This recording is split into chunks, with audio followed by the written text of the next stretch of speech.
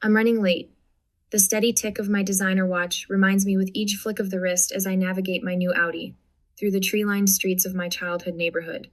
My knuckles whiten against the steering wheel when my parents' six-bedroom colonial comes into view, its stately presence looming larger than the actual structure warrants.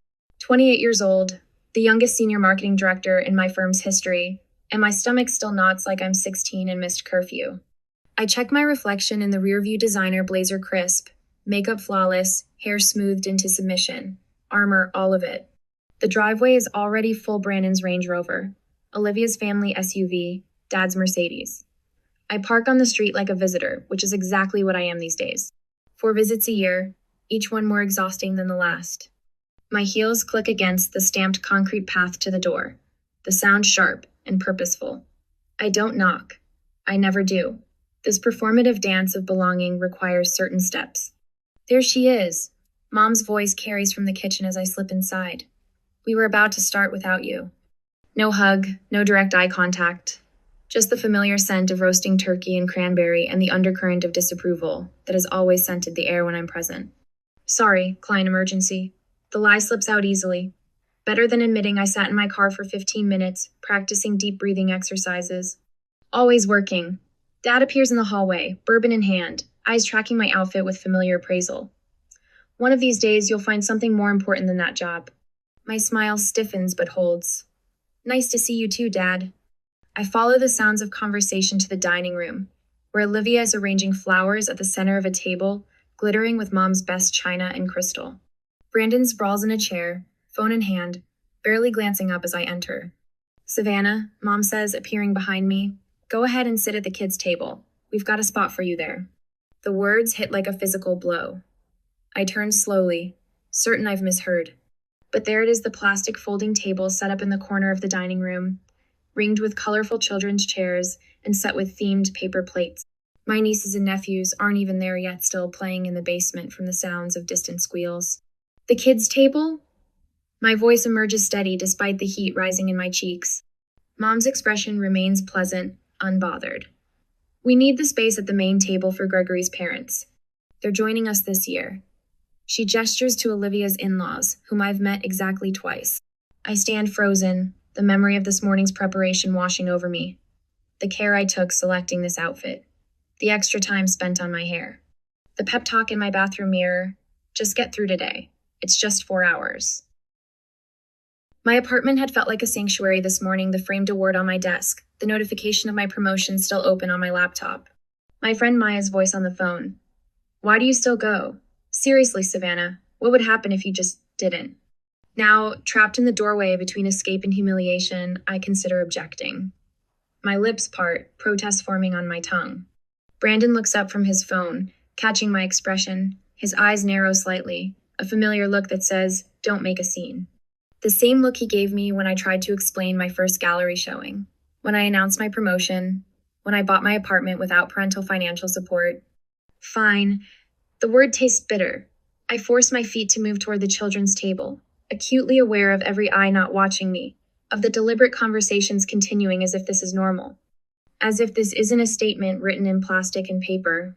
I lower myself into a chair meant for a child, knees nearly touching my chest, the edge of the table hitting at an awkward height that forces me to hunch. My niece's unicorn plate sits before me, the cartoon eyes seeming to mock my discomfort. The children filter in, eyes wide with confusion at finding an adult at their designated table. My 7-year-old nephew Ben tilts his head. Aunt Savannah, why are you sitting with us? I swallow hard. Just mixing things up. At the main table, conversation flows without interruption. Mom leans toward Olivia. How's the baby sleeping these days? Brandon, Dad's voice carries. Tell Gregory about that promotion. Glasses clink as my father raises his in a toast. To family success, he says, his gaze touching everyone but me. The adults murmur in agreement, a chorus I'm not part of. I watch them from my exile, the realization settling cold and heavy in my stomach. This table, this ridiculous, child-sized plastic throne eyes, the perfect symbol for my entire life in this family. Always adjacent, never included, tolerated, never celebrated. My 7-year-old niece Lucy bumps her juice cup, sending a purple wave across the table and directly onto my cream silk blouse. The cold seeps through immediately, grape juice bleeding into expensive fabric. Sorry, Aunt Savannah. Her little face crumples with genuine remorse. It's okay, sweetie. I dab at the spreading stain with a paper napkin, the material disintegrating against wet silk. Something breaks inside me not dramatically, but with a quiet finality, like ice shifting beneath the surface of a frozen lake. I stand up, the child's chair scraping against hardwood.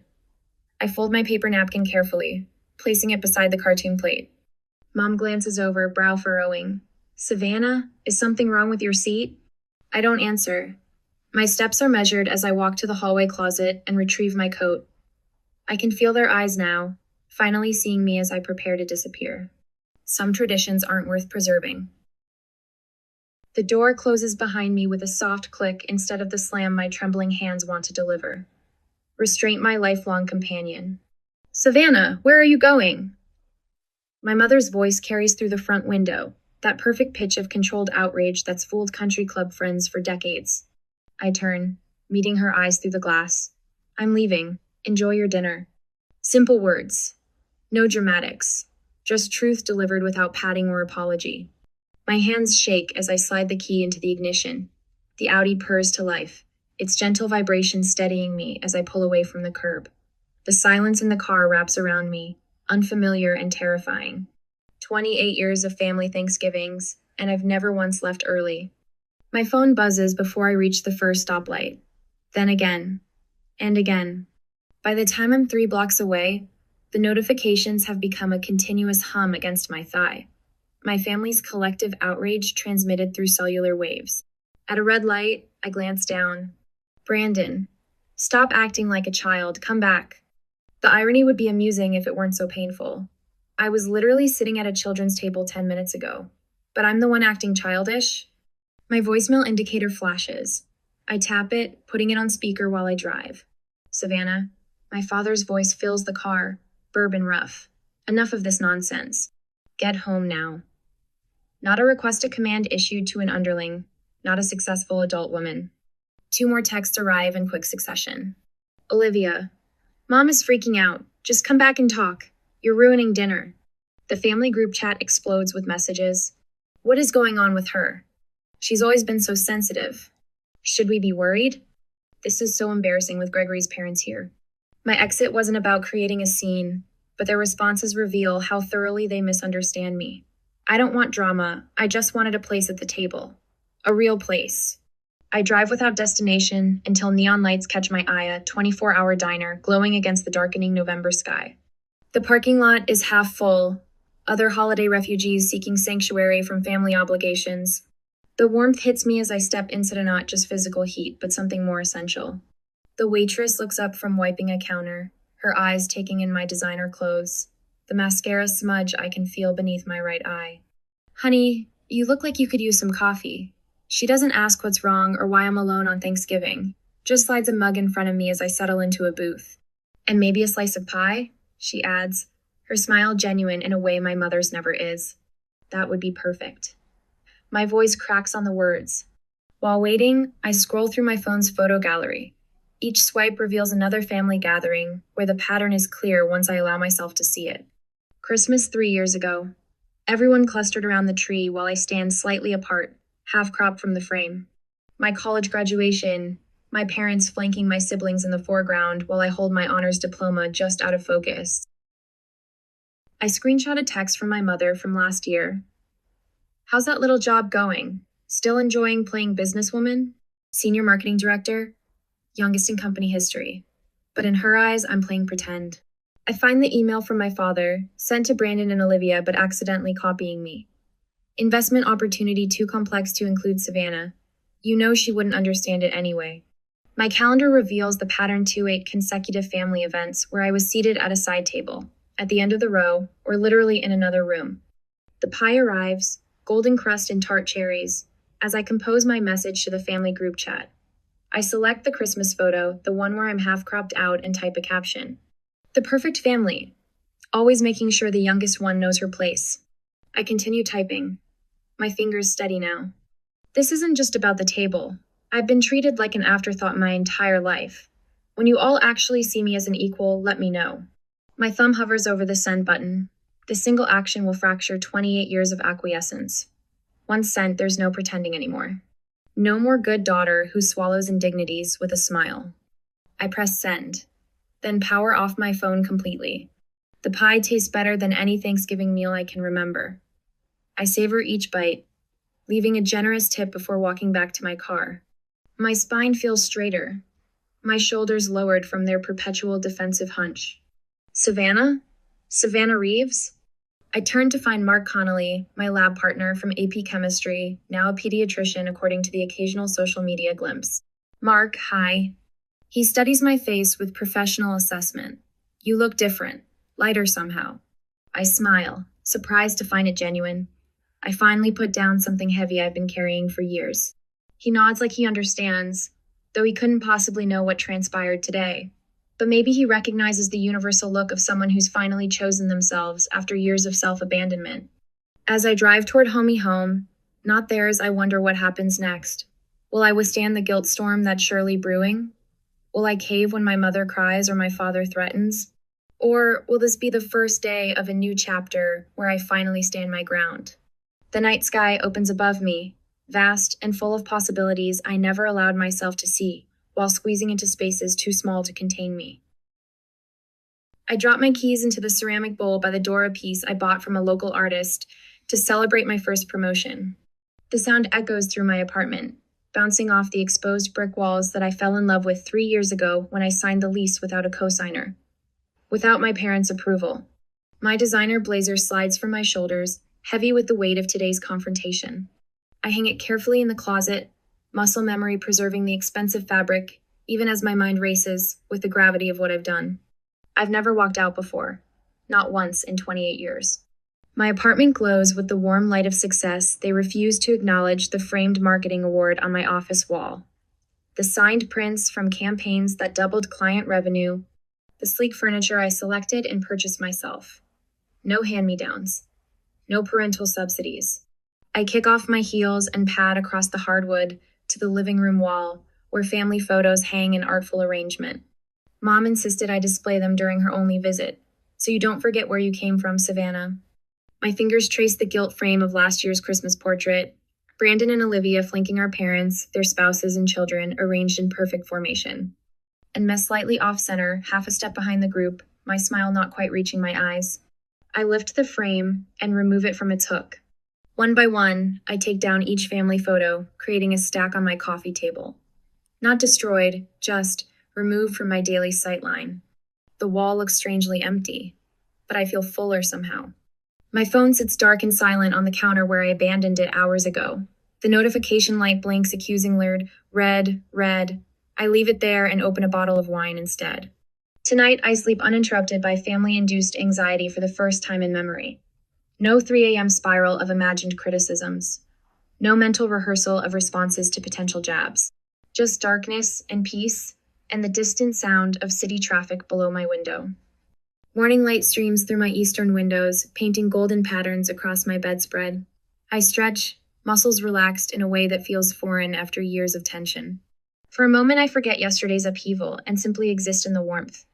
Then reality returns, and with it, a strange sensation in my chest. Not the familiar tightness of dread, but something lighter. Something that feels dangerously like freedom. I shower, dress in soft lounge clothes, and make coffee before approaching my phone. The blinking light has become frantic texts, calls, voicemails accumulating throughout the night. I take a deep breath and press the power button. The notifications flood my screen in a digital avalanche of family reaction. Dad, 6:42 p.m. Where did you go? Call your mother immediately. Dad, 7:15 p.m. Your mother is devastated. Fix this now. Mom, 6:38 p.m. Savannah, please come back. We're worried about you. Mom, 8:24 p.m. I don't understand why you're making this into such a big deal. It was just a table arrangement. Brandon, 7:03 p.m. Way to ruin dinner. Mom's upset and Dad's furious. Nice work. Brandon, 10:17 p.m. If you thought this would make us respect you more, you're wrong. You're acting like a child. Olivia, 6:55 p.m. Where are you? Mom's freaking out. Olivia, 8:42 p.m. Do you realize how selfish you're being? Mom can't stop crying. The messages escalate through the evening, concern morphing to anger, then outright threats. Dad's final text suggests reconsidering financial support I haven't received since college. My brother questions my mental stability. My sister invokes family loyalty as if it's a one-way obligation. I scroll through them with growing clarity, seeing the manipulation tactics laid bare. The guilt, the gaslighting, the collective rewriting of reality where I'm the villain for refusing to accept the unacceptable. Then a text from an unexpected sender stops my thumb mid-scroll. Emma, 13, Olivia's daughter. I get it, Aunt Sav. They make me feel invisible too. My breath catches. I read it 3 times, my niece's simple words cutting through the noise of adult accusations. She sees it too, the subtle exclusion, the dismissal of worth. My phone vibrates with an incoming call. The name surprises me. Aunt Vivian, Dad's sister, who disappeared from family gatherings years ago. The black sheep who chose career over children and paid the price in familial currency. Savannah? It's Vivian. Her voice sounds both foreign and familiar, a blood connection speaking through years of absence. Aunt Viv. It's been 6 years, I know. Your cousin Marcus showed me your message. About the kids' table. She pauses, her breath audible through the connection. I want you to know you're not crazy. The validation hits me like a physical force. I sink onto my couch, emotions threatening to overcome my careful composure. I went through the same thing when I chose career over kids, she continues. Your father and mother couldn't reconcile my choices with their worldview, so they simply reduced me. Made me smaller. Put me at the metaphorical kids' table until I stopped coming to dinner altogether. Memories surface of childhood questions about Aunt Vivian's absence. She doesn't care about family, was the standard response. A simple explanation that absolved everyone else of responsibility. I always wondered why you stopped visiting, I admit, voice barely above a whisper. Same reason you walked out yesterday. Dignity has a breaking point, Savannah. After we hang up, I pull my journal from the desk drawer and open to a blank page. At the top, I write boundaries in bold capitals, then begin listing them with surprising clarity. 1. I will only attend family gatherings where I'm treated as an equal adult. 2. I will no longer accept dismissive comments about my career. 3. I will meet on neutral ground, not the family home. The list grows, each boundary a brick in the foundation of my self-respect. When it's complete, I call my therapist for an emergency session. Then my friend Maya, who answers with immediate concern. I did it, I tell her. I finally walked out. Holy shit, Sav, she breathes. I'm so proud of you. 2 hours later, I find myself on an online forum for adults navigating family estrangement. The stories mirror mine with eerie similarity, the consistent exclusion, the subtle undermining, the moment of clarity that triggered action. I'm not alone in this experience. Not broken or overly sensitive. Just human, with normal human limits. By evening, I've compiled evidence of the pattern photos, text screenshots, a timeline of incidents spanning years. I practice responses to anticipated arguments. I'm not angry. I'm establishing boundaries. This isn't about one dinner. It's about a lifetime of exclusion. I'm not asking for special treatment, just equal treatment. I arranged to meet them at a coffee shop downtown public, neutral, time limited. I text Maya to check on me halfway through. My phone rings just after 9. Mom's name flashes on the screen. I let it ring 3 times, centering myself before answering. Hello, Mom. Savannah. Her voice is controlled, the practiced tone of someone who believes they hold the power. Your father and I have decided we're willing to forgive you for yesterday's display. The old Savannah would have accepted this opening, grateful for any path back to approval. But that version of me sat at a folding kids' table and accepted paper plates, while adults dined on china. I inhaled deeply, feeling my spine straighten. That's interesting, I reply, my voice steady and clear, because I'm still deciding if I'm willing to forgive you. The silence that follows stretches so long, I check to see if the call disconnected. But Nosha's there, breathing, recalibrating a world where her youngest daughter has suddenly, irrevocably changed the script. It was just a table, Savannah. My mother's voice through the phone carries that familiar dismissive tone, the one that's diminished my experiences since childhood. I grip my phone tighter, pacing the hardwood floors of my apartment. The space I bought myself, the life I built without their help or approval. It wasn't just a table, Mom. My voice remains steady, practiced from hours of rehearsal with my therapist. It was what the table represented. You're being dramatic. I'm being honest. I stopped pacing, standing tall beside the framed marketing award on my wall. The kids' table was just the final insult in a pattern that's existed my entire life. I tick off the evidence I've compiled in my journal. You excluded me from Brandon's investment group because, and I quote, "It's for people with real careers." You introduced Olivia as your successful daughter at the Christmas party last year while I stood right beside you. You've seated me away from adults at every family gathering since I turned 18. The silence on the other end stretches long enough that I check to see if she's hung up. That's not how it happened, she finally says, but her voice lacks its usual conviction. I have the texts, Mom. I have photos. I have emails. I trace my finger along the compass tattoo on my wrist me private reminder to follow my own direction. This isn't about one dinner. This is about 28 years of being treated as less than. She shifts to Gilther, next defensive tactic. After everything we've done for you, what exactly have you done for me lately? The question slips out sharper than intended, but I don't retract it. My apartment? Bought it myself? My education? Scholarship. My car? My savings. My career? Completely self-made. Another silence. Then, what do you want from us, Savannah? The question catches me off guard not because it's unexpected, but because it's the first time she's ever asked what I want. I want to be treated with the same respect you give Brandon and Olivia. My voice softens but remains firm. I want my achievements acknowledged. I want a seat at the actual table literally and figuratively. I hear her inhale sharply, and in that breath, I sense the first crack in her armor. She knows her usual tactics aren't working. My phone buzzes with a group text from Brandon that evening. Emergency family meeting tomorrow night. We need to discuss the Savannah situation. 7 p.m., Mom and Dad's. Savannah not invited.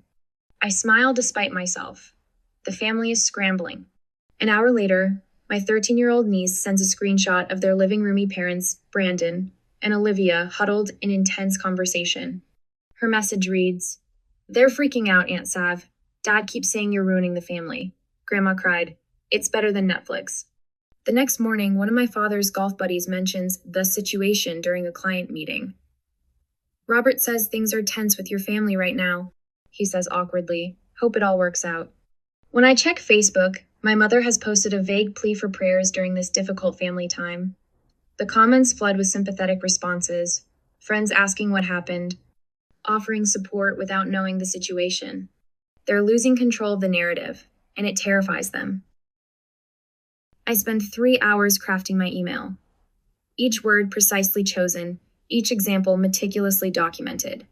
I attach family photos spanning years images that clearly show the pattern of my exclusion. When finished, I address it to my entire extended family, not just my parents and siblings. I love you all, but I love myself enough to demand respect. I write in closing, then press send before doubt can creep in. Responses trickle in throughout the day. My cousin Michael. "I've watched this happen for years and never said anything. I'm sorry, Savannah." My father's sister who stopped attending family functions years ago. "It took courage to say what I never could. Proud of you, niece." Even my mother's best friend sends a private message. "Your mother and I have been friends for 30 years, but you're absolutely right. I've seen how they treat you." I hadn't expected allies. I'd prepared to stand alone. "Can we talk?" Olivia's voice sounds different on the phone. Smaller. I'm listening. I curl up in my reading chair, guard still up. "I've been thinking about things." She pauses. "About how we've treated you." I wait, refusing to fill the silence. "Greg mentioned something last night," she continues. "He said he's always been confused about why you're treated differently. He thought maybe there was some history I never told him." "And what did you say?" I couldn't think of a reason. Her voice cracked slightly. "I never thought about how it looked from your side. I just accepted that's how it was." It's not exactly an apology, but it's the first crack in the family's united front. When the formal invitation arrives in my email, I almost laugh out loud. The Reeves family requests the pleasure of your company for a family discussion dinner. Seating arranged by Savannah Reeves. The location is a neutral restaurant downtown, not the family home where they hold home court advantage. The time works with my schedule, not theirs. Every detail acknowledges my new position of power. I smile as I type my response. I accept. For the first time in my life, they're playing by my rules. Now I'll discover if my family is capable of genuine change, or if I'll need to create a life without them in it. The ball is finally in my court, and I'm ready to serve. I arrive at Marcello's 20 minutes early, my heels clicking against polished marble as the hostess leads me to the table I specifically requested when making the reservation. Round. Equal. No head, no foot, no hierarchy built into the furniture itself. Perfect, I tell her, sliding my blazer from my shoulders. The material is expensive, a power color that makes my skin glow. Armor again, but different this time. Battle dress rather than camouflage. I place the name cards with deliberate care. My fingers don't tremble at all, which surprises me. My position at the symbolic north. Parents flanking me. Brandon and Olivia across. The geography of confrontation, mapped with cardstock and calligraphy. The restaurant hums with quiet conversation. The discreet clinking of silverware against fine china. I check my watch. 7 minutes. I smooth my napkin across my lap, straighten the butter knife that's already perfectly aligned. 6 minutes. I resist the urge to reach for my phone, to check for a last-minute cancellation text. When they arrive together, of course I don't stand. Savannah. Mom's voice wavers between greeting and question. Dad's eyes narrow as they scan the table arrangement, the placed cards. Brandon's jaw tightens. Olivia clutches her purse strap a fraction tighter. Thank you for coming, I say, my voice steady. Professional. The voice I use in boardrooms, not family dining rooms. Please, sit. They hesitate, caught in the unfamiliar dynamic, but then one by one, they follow my direction. Not one of them questions the seating arrangement. First victory. Dad clears his throat as soon as they've settled, launching into what sounds like a rehearsed speech. I think we all agree that family unity is what matters most here. We need to incident and focus on healing together. Your father's right, Mom adds, her eyes already glistening with practiced tears. This has been devastating for all of us, Savannah. We've always been such a close family. Brandon leans forward, elbows on the table. Some people are just more sensitive than others. Not everything needs to be a federal case. What Brandon means, Olivia jumps in, her smile tight, is that we all love you, and surely we can find a middle ground without all this drama. I take a sip of water, letting the silence stretch until they grow uncomfortable in it. I've prepared for this exact moment, rehearsed it in my bathroom mirror until the words feel natural. I'd like to establish some ground rules for our conversation, I say, placing my glass down precisely on its water ring. Each person speaks only for themselves. No one interrupts. And we focus on specific behaviors, not character assessments. Dad starts to object, but I hold up my hand. He stops mid-syllable. Second victory. For 28 years, I've been systematically excluded from full participation in this family. The children's table at Thanksgiving was simply the most literal manifestation of a pattern that's existed my entire adult life. I meet each of their eyes in turn. Can anyone explain why a 28-year-old successful woman should sit at a children's table? The silence that follows is devastating in its completeness. Mom's fingers worry at her napkin. Dad examines his water glass as if it holds answers. Brandon shifts uncomfortably. Olivia stares at her lap. I guess, Mom finally says, her voice small. I never really saw you as fully adult without a husband. That's how I was raised. A woman becomes a woman when she has a family of her own. Dad's admission comes gruffly. In my day, success meant family, not just career. I built something that will outlast me. Your job. It's just not the same. Maybe, Brandon adds, surprising me with his hesitancy. I've been intimidated by how easily everything comes to you. You didn't need connections or Dad's help like I did. It was easier to dismiss your achievements than admit that. Olivia's eyes shine with actual tears now, not the performative ones she usually deploys. I knew it wasn't fair, how we treated you. But changing it meant acknowledging my part in it. She reaches across the table, stops short of touching my hand. I'm sorry, Savannah, truly. I absorbed their words, feeling something shift inside me. Not forgiveness exactly, but recognition. The first honest conversation we've had in decades. Moving forward, I say, my voice firm but not unkind. I need certain boundaries respected. I will participate in family gatherings as an equal adult. My career and life choices will be respected, even if they're not understood. I expect acknowledgement of my achievements the same way Brandon's and Olivia's are celebrated. I fold my hands on the table. I want a relationship with all of you, but it has to be mutual respect or nothing at all. I won't hesitate to walk away again if old patterns reemerge. They exchange glances, having a silent conversation I've been excluded from countless times before. Finally, Dad nods. "You've certainly grown up, Savannah," he says, the closest thing to approval I've ever heard from him. I meet his gaze steadily. "I've been grown. You're just finally seeing it." The check arrives, placed exactly between Dad and me. I reach for it before he can, sliding my credit card inside the leather folder without checking the amount. The symbolism isn't lost on any of us. When the waiter walks away, Mom touches my wrist hesitantly. "Do you think it's really possible to change how we've always been?" The question hangs in the air between us, honest in a way I never expected. I don't have a simple answer, and for once, I don't try to manufacture one.